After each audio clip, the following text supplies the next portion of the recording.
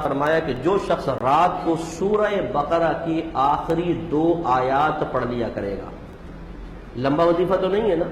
صرف آخری 2 آیات سرکار فرماتے ہیں پڑھ لیا کرے گا، وہ اس کو کافی ہو جائیں گی، وہ اس کو کافی ہو جائیں گی۔ کس سے کافی ہو جائیں گی؟ شارحین یہ فرماتے ہیں صحابہ کرام کے اقوال اور افعال اور ان کی تعلیمات کے روشنی میں کہ اللہ تعالیٰ اس کو مصائب اور آلام سے بچائے گا، ناگہانی آفات سے بچائے گا اور شیطانی اثرات سے محفوظ کر دے گا۔ یہ جو بعض اوقات عاملین کہتے ہیں نا کہ آپ پہ اثرات ہیں، اثرات کا مطلب ہوتا ہے جنات۔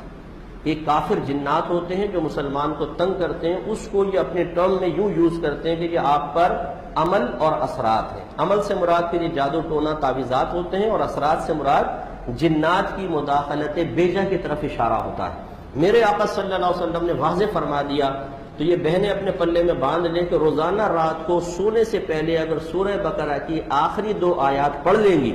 انشاءاللہ نہ کوئی تعویذ اثر کرے گا کہ تمام مصائب و آلام سے محفوظ، اور نہ شیطانی اثرات آپ کے اوپر مسلط ہوں گے۔ انشاءاللہ اللہ تعالیٰ اس قسم کے اثرات کو بھی دور فرما دے۔ تو میں نہ جادو ٹونے کا انکار کرتا ہوں، نہ جنات کی طرف سے مسلط کیے جانے کے جواب میں مضر اثرات کے آپ تک پہنچنے کا منکر ہوں، یہ ہوتا ہے، اس کا انکار نہیں ہے۔ لیکن جب میرے آقا صلی اللہ علیہ وسلم کوئی علاج بیان فرما دیں،